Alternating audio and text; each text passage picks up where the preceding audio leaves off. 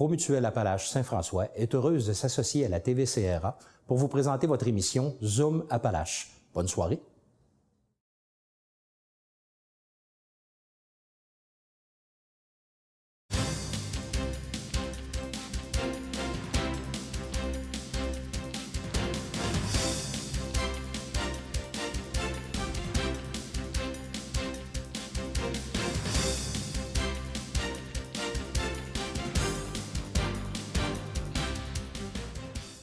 La Société nationale des Québécois et des Québécoises de la région de Thetford souligne à chaque année la commémoration du drapeau québécois le 21 janvier. Au cours des dernières années, nous avons remis des drapeaux dans les classes d'histoire de 4e secondaire de la région avec la collaboration des enseignants. Cette année, en plus de continuer cette tradition, nous avons voulu ajouter un élément plus social. En décembre, il a été convenu d'offrir au public un rappel des circonstances de l'adoption du drapeau québécois, notamment les actions du député indépendant René Chaloux en 1947 et celles du premier ministre Maurice Duplessis en 1948. Afin de réaliser cet objectif, j'ai contacté Pierre Sévigny dans le but de rédiger un sketch. Pierre a eu la bonne idée de me suggérer de contacter la Bibliothèque de l'Assemblée nationale afin d'obtenir les réelles interventions des personnes en question. Écoutons maintenant les réels discours de Chaloux et Duplessis, discours dont nous avons réduit la longueur dans le cas de Chaloux à cause des répétitions. Aujourd'hui, le 21 janvier, c'est la fête du drapeau. Le 21 janvier 1948, le fleur-de-lysée prenait la place de l'Union Jack, drapeau britannique au sommet de la tour centrale de l'Assemblée nationale. Par décret, le gouvernement du Québec lui avait accordé, le matin même, le statut de drapeau officiel du Québec. C'est pour souligner cette cérémonie que le 21 janvier a été décrété jour du drapeau. Le drapeau représente l'un des plus puissants moyens de communication d'une nation. De tout temps et dans toutes les civilisations, il a été un élément d'identification permettant de reconnaître les siens, d'attirer l'attention, d'identifier une juridiction. Les gens sont sensibles et intéressés à tout ce qui touche leur drapeau. Et c'est aussi vrai pour les Québécoises et pour les Québécois.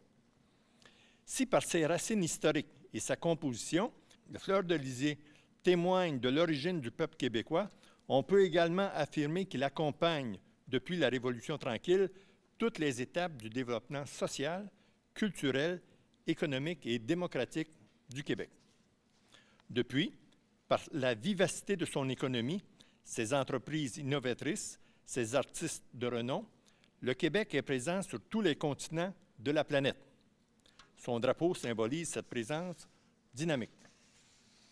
Depuis lors, le Québec a signé un grand nombre d'ententes avec d'autres pays dans une foule de domaines.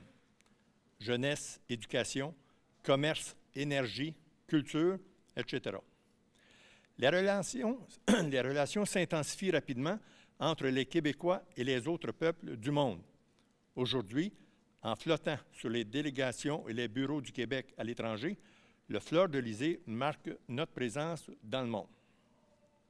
Savez-vous qu'il y a en Amérique du Nord 72 drapeaux de pays, d'États, de provinces, et que des centaines d'experts de l'Association des vexillologues de l'Amérique du Nord ont déclaré que le drapeau du Québec était le 3e plus beau. Maintenant, nous allons faire un retour dans le passé. À l'Assemblée législative du Parlement de Québec, dans les années 47-48, le député indépendant René Chaloux dépose une résolution demandant que l'on adopte un drapeau véritablement québécois. Alors, je vais vous présenter le député de Québec, René Chaloux, le premier ministre du Québec, Maurice Duplessis, et l'orateur de l'Assemblée législative, le député de Hull, Alexandre Taché. En ce 19 mars 1947, je cède la parole au député de Québec, M. René Chaloux. Qui a l'intention de déposer une motion dans l'éventualité de l'adoption d'un drapeau distinct pour la province du Québec? Monsieur Chaloux. Monsieur l'orateur, tous les pays civilisés possèdent un drapeau. Seul le Canada n'a pas de drapeau.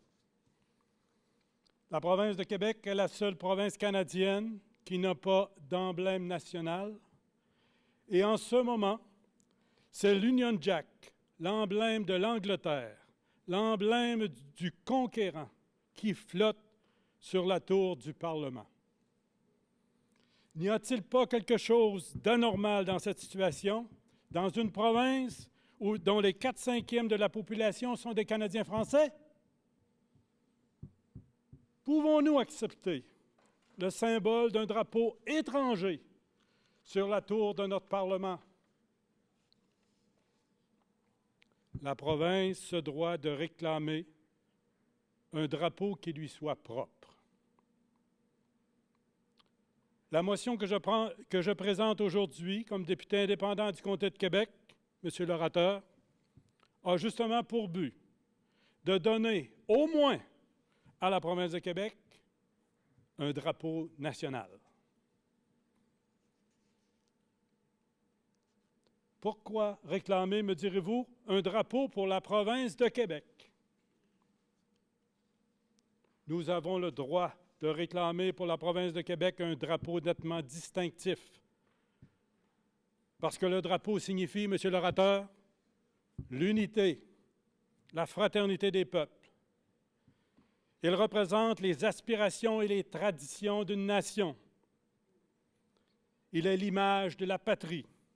Parce que nous, qui représentons quelques 6 millions de citoyens en Amérique, nous croyons que nous méritons un drapeau qui exclut tout signe de servage ou de colonialisme.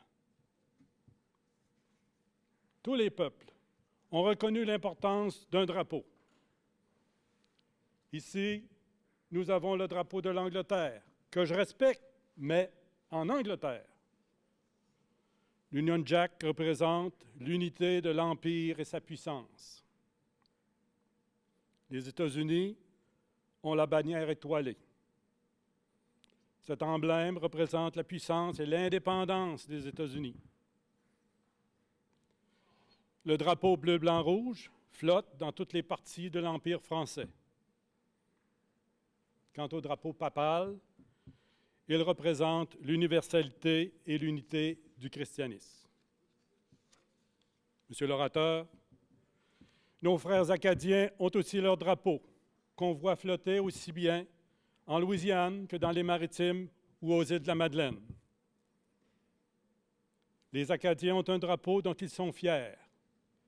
Mais nous, qui représentons près de 6 millions de la population française en Amérique, officiellement et constitutionnellement, nous n'avons pas de drapeau. C'est inacceptable. Et la question du drapeau devrait faire l'unanimité. On répondra, nous avons un drapeau sur la tour du Parlement. Oui, mais c'est un drapeau étranger. Je respecte le drapeau anglais en Angleterre, le drapeau français en France, le drapeau chinois en Chine. Mais je ne veux pas voir un emblème étranger sur la tour du Parlement de Québec. L'Union Jack est le symbole du vainqueur. Il répugne à notre fierté nationale d'avoir un tel drapeau. Monsieur l'orateur, avons-nous le droit d'avoir un drapeau? Nous avons parfaitement le droit d'avoir un drapeau. Puisqu'en 1967, on a consacré le principe d'un État français au Canada, d'un État français libre de se diriger lui-même. La province a obtenu alors le droit de vivre sa vie française.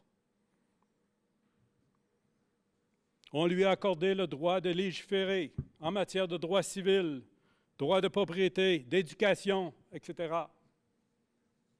Nous sommes souverains en ces domaines. On lui a donné le droit de vivre sa propre vie. Et on a ajouté le paragraphe 16 à l'article 92, disant que la législature a le droit exclusif de légiférer sur les matières qu'on a énumérées et, de façon générale, sur toutes les matières qui, dans la province, sont d'une nature purement locale et privée.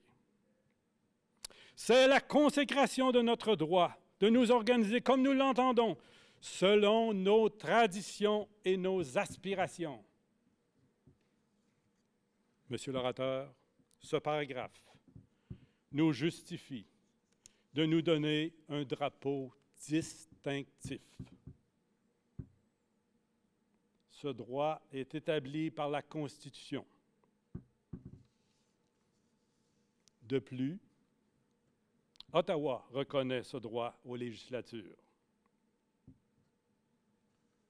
Il y a un précédent au Canada, celui de la Nouvelle-Écosse, qui a un drapeau distinctif, autorisé par le roi Charles Ier en 1625 et qu'on a fait revivre en 1939. Même l'Irlande du Sud a son drapeau distinctif et est dans l'Empire britannique, comme nous. Monsieur l'orateur, je suggère donc la formation d'un comité qui aura à étudier la question d'un drapeau pour la province de Québec, à recevoir des suggestions, à faire un choix et à présenter un rapport à la législature. Merci.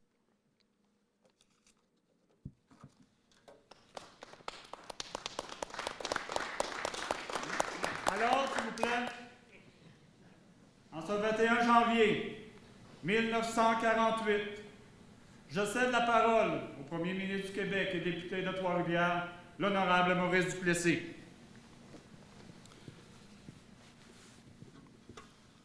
Monsieur l'orateur, cet avant-midi, nous avons tenu une séance du Conseil des ministres.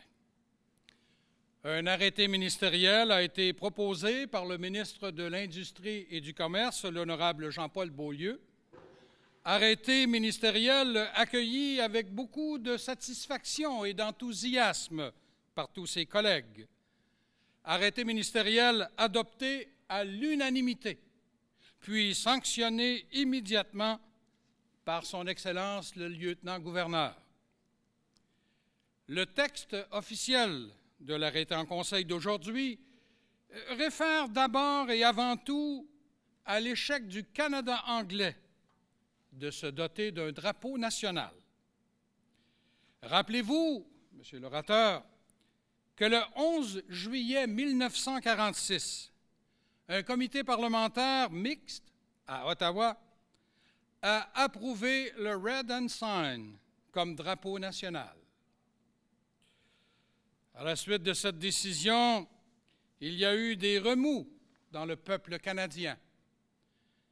Les Canadiens français en bloc se sont opposés à un drapeau reproduisant l'Union Jack.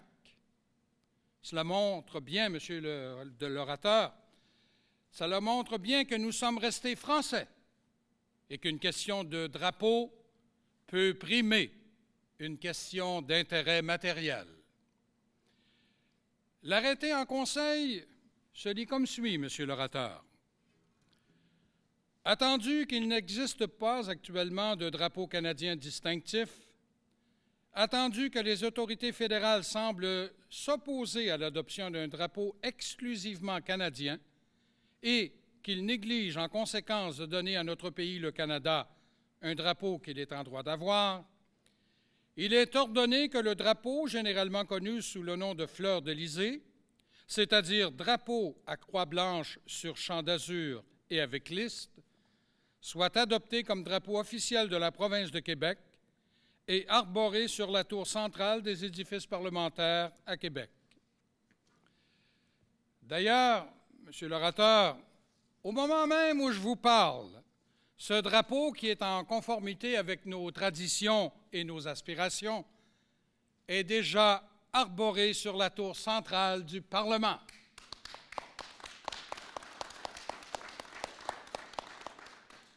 L'an dernier, Monsieur l'orateur, la législature a adopté à l'unanimité une motion demandant l'adoption d'un drapeau distinctif pour symboliser les aspirations de la province de Québec. Depuis, l'opinion publique a eu le temps de se manifester clairement et avec force.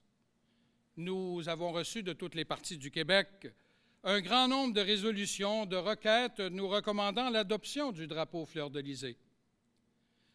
C'est sur ces sollicitations de toutes sortes qu'est basé l'arrêté ministériel que nous avons adopté. Nous nous rendons avec une grande joie au désir de la population, et c'est le drapeau fleur-de-lysée que nous avons hissé sur la tour du Parlement.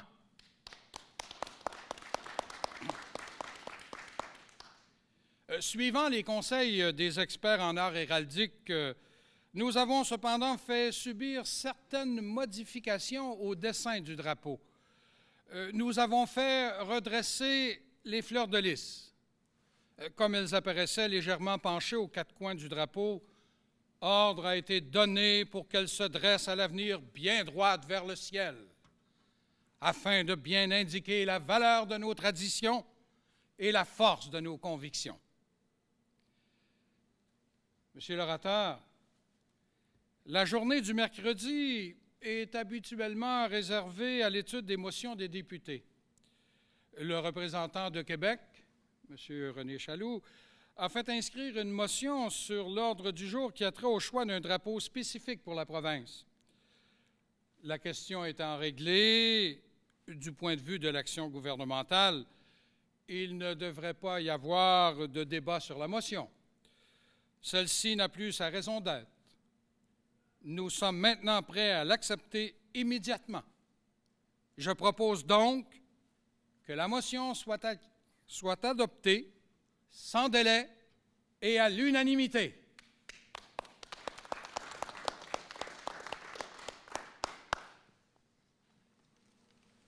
Alors, merci Pierre Sévigny, en premier ministre, René Fauché et Maurice Grégoire.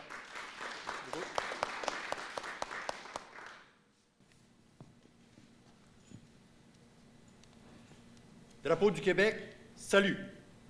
À toi mon respect, ma fidélité, ma fierté. Vive le Québec, vive son drapeau. En espérant que vous avez apprécié cette commémoration du drapeau qui nous a permis de renouer avec les raisons qui ont présidé à la volonté des Québécois et des Québécoises de se donner un drapeau national distinctif. Soyons fiers de notre drapeau.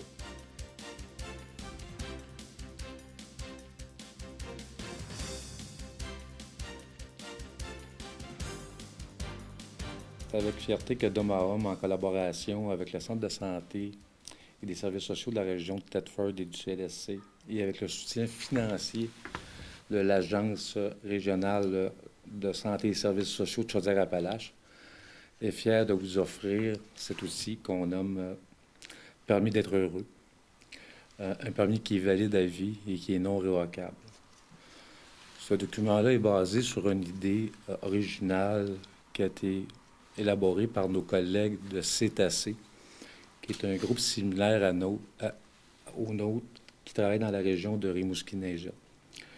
Ce permis d'être heureux vise tous les hommes de la région afin de leur donner des moyens concrets et bien simples qui les aideront à demander de l'aide lors de périodes de détresse, à se responsabiliser, à éviter de recourir à la violence, en plus de trouver des références utiles lors de situations, selon les situations, L'outil les aidera également à identifier et à reconnaître les signes qui les empêchent d'atteindre l'équilibre dans leur vie personnelle, conjugale et familiale.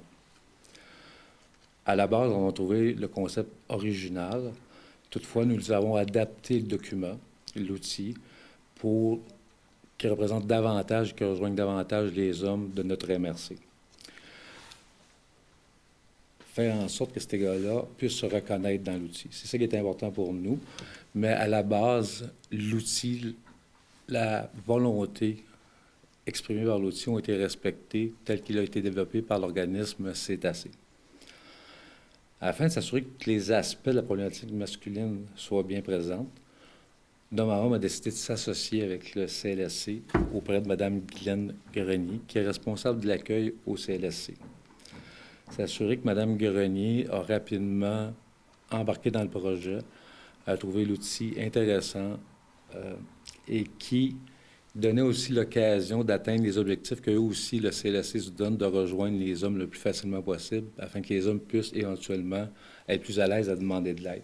En ce qui concerne la distribution de l'outil en tant que tel, on vise principalement les milieux de travail. Déjà, plus d'une centaine d'entreprises ont été rejointes au téléphone et informées qu'une campagne de sensibilisation visant les hommes sera bientôt mise en branle. Et ce qui est surtout intéressant de cette démarche-là, c'est que les réponses ont été très positives de la part des entreprises et des corporations qu'on a rejointes. Ce qu'on vise, c'est de rencontrer les gars, de parler avec les gars. Donc, les employeurs qui ont été rejoints, les corporations qui ont été rejointes, les institutions qui ont été rejointes, plusieurs déjà nous ont démontré un intérêt à ce qu'on y aille rencontrer les gars sur place. Depuis plus de 25 ans, je travaille à Dom on se rend compte quand on peut rencontrer les gars, puis on peut répondre à leurs questions, et qui ont déjà un visage identifié. Ils ont déjà un ton donné à qu'est-ce qu'on a comme mission à Dom. À ce moment-là, ça lui permet beaucoup plus facilement de se présenter, de venir nous rencontrer et de venir exprimer leur réalité comme ils l'aperçoivent en tant que gars. Si je prends quelques minutes pour vous présenter l'outil en question, on le retrouve sous une forme de pochette qui est quand même discrète et à la base, on a une image qui, effectivement, représente un bon moment de la vie. Quelqu'un qui a de l'air bien, un homme qui a de l'air bien en compagnie de sa fille et on est dans un bon temps. Si on rouvre l'outil, déjà en partant sur la première façade de l'outil, on retrouve différents éléments de réflexion qui sont quand même des points qui sont quand même agréables dans la vie, des réflexions qu'on peut se poser comme homme en ce qui concerne, ma relation avec mes enfants, ma relation avec mon père quand j'étais petit, maintenant que je suis un homme, comment je me positionne face à ça. Je peux pas te changer, je t'aime comme tu es. Donc, toutes les phases de relation amoureuse dès l'adolescence. Des éléments de communication qui sont aussi importants afin de bien se comprendre. Et les clés de communication mutuelle, donc. Et déjà, à la base de cette première page-là, on parle de solitaire ou seul au monde. On commence à se questionner en tant que gars. À l'endo, on parle des différentes problématiques masculines, ce qui est important pour nous de rejoindre les gars. Donc, est-ce que je traîne un boulet? On parle d'épuisement professionnel, de stress, de la difficulté dans mes relations amoureuses, d'une perte d'emploi, de la jalousie, des frustrations et même des idées suicidaires. On présente aussi l'accumulation des tensions comme un élément de dangerosité ou de risque d'explosion. Souvent, les gars vont nous dire qu'ils ont la mèche courte. Donc, l'outil a été transformé et adapté pour que les gars se reconnaissent dans les expressions. On a un outil ici qui était à la base, dans l'outil de base travaillé par Cétacé, qui est le 4-4-8, qui est une technique qui permet à l'individu, qui est bon pour tout le monde finalement, en situation de stress, pour prendre le contrôle sur soi, de prendre 4 secondes d'inspiration, de retenir cette respiration-là pendant 4 secondes et d'expirer cette respiration-là en 8 secondes et de faire ça quelques fois à répétition pour prendre le temps de se retrouver, de se recentrer. Après ça, on parle de la violence en tant que telle. Et ce qui est important, c'est à la fin de ce document-là, on retrouve les ressources parmi lesquelles un homme peut demander de l'aide sur notre territoire, c'est-à-dire notre corporation, soit par l'aide d'homme à homme, l'urgence détresse qui peut répondre à des demandes la nuit, les fins de semaine, Info Santé et le CLSC. Aussi, on indique qu'on est membre d'Accueil d'Hommes. Accueil d'Hommes est notre regroupement provincial qui regroupe environ plus d'une trentaine d'organisations au Québec qui, comme la nôtre, travaillent en prévention, en intervention en violence et aussi en prévention de la problématique au Québec. Et à l'endos de l'outil, tout simplement, on retrouve les coordonnées de la corporation, soit par l'aide d'Omaha et du CLSC de Thetford. Donc, on peut vous aider, un coup de fil tout simplement, et on pourra être en contact et regarder ce qui se passe avec les hommes. Il est important de noter aussi que les coûts reliés à la détresse psychologique, à la violence, qu'elle soit conjugale ou familiale ou sociale, ou la dépression chez un employé, souvent a comme conséquence aussi l'abus de drogue et d'alcool. Ça amène quand même pour une entreprise des coûts importants, un impact important. Et c'est pour ça que pour Dom c'est important d'intervenir en amont plutôt qu'en aval de cette réalité-là. OK, afin de pouvoir aider les hommes avant qu'il soit trop tard. Dans les années passées, on a fait beaucoup de promotions en disant faut que tu fasses de quoi avant qu'il soit trop tard. Et ce trop tard-là, on veut tenter que les gars évitent de se rendre jusque-là où il y a problématique de violence, d'agression et qu'on se retrouve avec un gars qui est arrêté, incarcéré, qui perd son emploi, qui tombe en arrêt de travail. Il faut noter qu'au Canada, selon Statistique Canada, les personnes qui sont absentes en raison de maladie ou d'incapacité de longue durée s'élevaient en 2010 à environ 28 000 personnes. OK? Ce qui représente strictement pour le coût direct, c'est 9 000 $ par employé pour une période d'environ 11 semaines.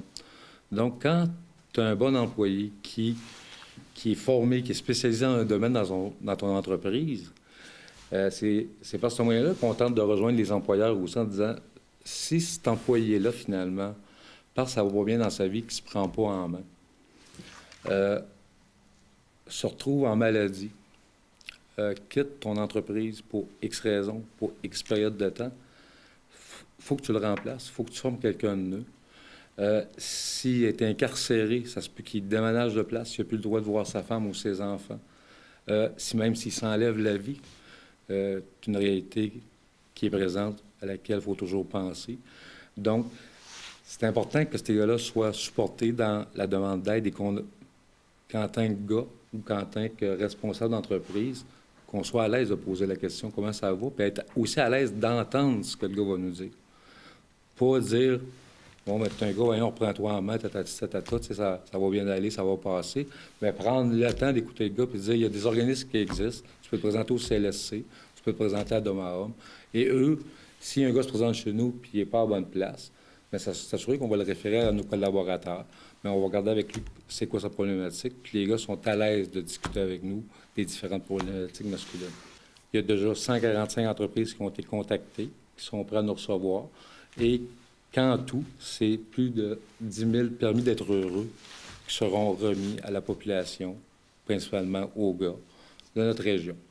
C'est un outil qui, lorsque je l'ai avec moi, me permet de dire à un gars, ben tiens, gars, prends le temps de lire ça. Ça coûte 0. Puis je peux aider un de mes chums ou un proche. C'est pas engageant comme donner une carte, des fois, de se parler de Dom qu'on parle de violence directement. Mais, permis d'être heureux, tu as droit au bonheur, comme tout le monde. Puis je pense qu'on tente tous d'y arriver de chacun de nos façons. Au bonheur, on le définit de chacun de notre façon. Et malheureusement, ce qu'on observe souvent chez les gars, c'est que le bonheur, pour un gars, c'est de ne pas être dans le trouble. C'est quand tu demandes à un gars comment ça va bien. Souvent pour lui, c'est je suis pas dans le trouble, ça va pas mal, c'est ainsi. Mais de dire je suis heureux, c'est difficile. Donc, cet outil-là vise ça, juste permettre de réfléchir sur sa réalité pour se donner du temps, du bon temps, et profiter aussi de ce qu'on a autour de nous, de faire attention à ce qu'on a, de porter attention à nos enfants, à nos conjointes, et aussi à nous au travers de tout ça, pour, comme l'outil de démontre, pouvoir passer des nouvelles valeurs à nos enfants, briser l'éducation, que la violence, ça règle les problématiques. Parce que je suis un gars, je dois régler les problèmes à tout prix, d'amener tous les gens à se responsabiliser dans leur responsabilité à eux, et ainsi permettre à ces gars-là d'avoir du bon temps.